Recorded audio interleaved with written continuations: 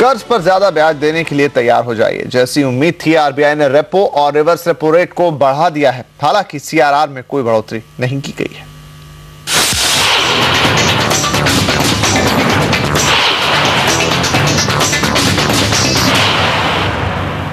Reserve bank ने साल में 5वीं बार रेपो और रिवर्स रेपो रेट बढ़ा दिया है। मकसद साफ है, कर्ज को महंगा किया जाए ताकि महंगाई पर लगाम लगाने में मदद मिले। बैंक के इस कदम को सरकार और इकोनॉमिस्ट दोनों से समर्थन भी मिल रहा है, क्योंकि फिलहाल ग्रोथ नहीं बल्कि महंगाई ही सबसे बड़ी फिक्र है। इकोनॉमिस्टों का मानना है कि आगे भी रेट में और बढ़ोतरी हो सकती है। रिजर्व बैंक महंगाई को काबू में करने की कोशिश में जुट गया है और इसी कोशिश का नतीजा है रेपो और रिवर्स रेपो रेट में लगातार बढ़ोतरी। अपनी पहली मिड क्वार्टर पॉलिसी रिव्यू में बैंक ने रेपो रेट 0.25% और रिवर्स रेपो रेट 0.5% बढ़ा दिया है। रेपो रेट अब 6% और रिवर्स रेपो रेट 5% हो गया है। ब्याज दरों में इस बढ़ोतरी को महंगाई से परेशान सरकार का भी साथ मिल रहा है।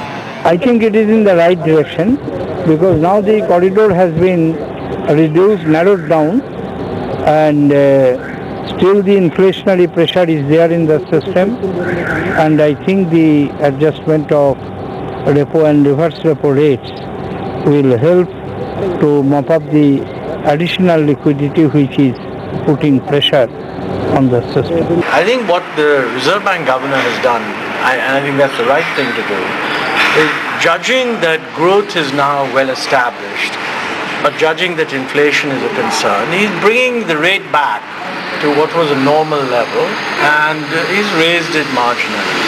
इसके पहले आरबीआई इस साल 4 बार रेट बढ़ा चुका है, लेकिन महंगाई पर खास लगाम नहीं लग पाई है।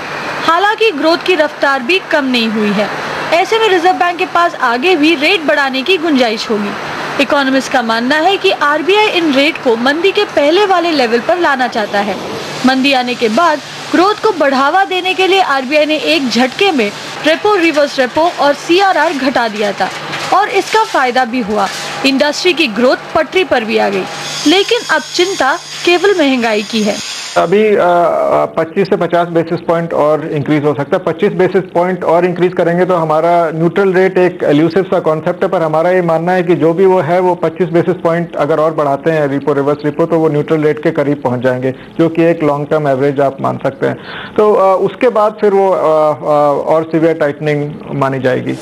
ब्याज दरों में बढ़ोतरी से बैंक में पैसा जमा करने वालों को भी फायदा होगा, क्योंकि जमा पर ब्याज की मौजूदा दरें महंगाई के मुकाबले कम हैं। ऐसे में सरकार के सलाहकारों को भी लगता है कि डिपॉजिट को बढ़ावा देने के लिए ब्याज दरें ऊंची करनी ही होंगी। This is also a bit of a signal to banks that between lending rates and depositor rates, you begin to narrow down that band also a little bit. Among other benefits that comes from a greater efficiency in a narrower band is that the slightly higher interest rate should also help us restore with the savings rate. RBI ने अब तक कदम उठा लिया है। अब देखना है कि ये बैंकों के ब्याज दरों में बढ़ोतरी के तौर पर कब दिखता है, और फिर ये भी देखना होगा कि इससे महंगाई पर लगाम लगाने में कितनी मदद मिलेगी। कविता कृष्णन, मुंबई। रिजर्व बैंक के कदम के बाद अब इंतजार है कि बैंक कब से होम और ऑटो लोन महंगा करते हैं। फिलहाल बैंकों ने कहा है कि अक्टूबर के शुरू में बेस रेट की समीक्षा के बाद कर्ज 0.25 से 0.5% तक महंगा हो सकता है। अभी जो हमने जो बेस रेट कैलकुलेट किया है उसमें हमने एवरेज कॉस्ट ऑफ डिपॉजिट लिया है और हमने डिपॉजिट के रेट 25 से 50 बेसिस पॉइंट बढ़ाए हैं, लेकिन एवरेज उतना नहीं बढ़ता है उसकी वजह से। लेकिन हम उम्मीद करते हैं कि 25 से 50 बेसिस पॉइंट का प्रभाव आ सकता है डिपॉजिट रेट की बढ़ने से बेस रेट में। हमारे बैंक और बाकी बैंकों भी ये बेस रेट की रिव्यू करेंगे एंड ऑफ द मंथ या बिगिनिंग ऑफ अक्टूबर, तो उसमें ये जो फैक्टर है वो तो हम जरूर उस पर मार्केट के ऊपर होलसेल मार्केट के जो इम्पैक्ट है वो हम देखेंगे and therefore some impact will be there upward bias on lending rates.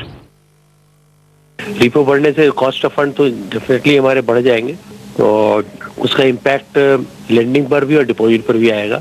कोई भी रेट अगर बढ़ेगा तो 25 बेसिस पॉइंट से ज़्यादा नहीं बढ़ना चाहिए, तो इस लाइन पर ही होगा। कर्ज महंगा होने के आसार से ही इंडस्ट्री नाराज है। उनके मुताबिक आरबीआई ग्रोथ की बात भी कर रही है, लेकिन ऐसे कदमों का उल्टा असर पड़ेगा और इंडस्ट्री को कर्ज मिलने में काफी मुश्किलें आएंगी। रिवर्स रिपो रेट आपने बढ़ाया, इसके मतलब आपने बैंक को बढ़वा दिया कि आप बजाय किसी को उसको पैसे उधार देने में हमारे यहाँ पहुंचा दीजिए पैसे। रिजर्व बैंक के अट्रैक्शन हो गया रिवर्स रेपो में पैसे डालने की। जो प्लांट इक्विपमेंट मशीनरी लगाने वाले थे, प्रोजेक्ट लेके बैंक के पास जा रहे थे, शायद उनमें से कुछ लोग हो जिनको पैसे नहीं मिलेगी। दूसरी तरफ उन्होंने ब्याज दर को बढ़ाने की संकेत दे दिया। लघु उद्योग जो है वो आज 14%, 16% तक ब्याज दर दे रहे हैं। दूसरी तरफ एक्सपोर्टर्स जो है उनके लिए भी ब्याज दर ज्यादा है कि उसमें ज्यादा तौर से लघु उद्योग के लोग होते हैं। अब बड़े लोग जो हैं उनके लिए अगर 10% में भी इंटरेस्ट रेट बढ़ रहा वो आज ले रहे हैं, बड़े प्रोजेक्ट के लिए अगर 0.5%, 1% बैंक ने बढ़ा दी ब्याज दर तो उनके लिए भी प्रॉब्लम हो सकती है। Credit squeeze होगा and cost of money will go up, and this will affect in two ways. Number one, there is a likelihood of marginal increase in housing loan rates, lending rates, and then there will be a marginal increase in the working capital limits of the developers also. Industry संगठन CII ने भी ब्याज दरों में बढ़ोतरी पर चिंता जताई है। सीआईआई के मुताबिक इससे कर्ज महंगा होगा और कंपनियों को विस्तार के लिए पैसे जुटाने में दिक्कत होगी। यही नहीं, कई मौजूदा प्रोजेक्ट भी महंगे कर्ज के चलते फंस सकते हैं। सीआईआई ने यह भी कहा है कि महंगाई चिंता का विषय है, मगर इंडस्ट्री में सुस्ती के संकेत मिलने लगे और ऐसे में ब्याज दरों का बढ़ाना ठीक नहीं होगा।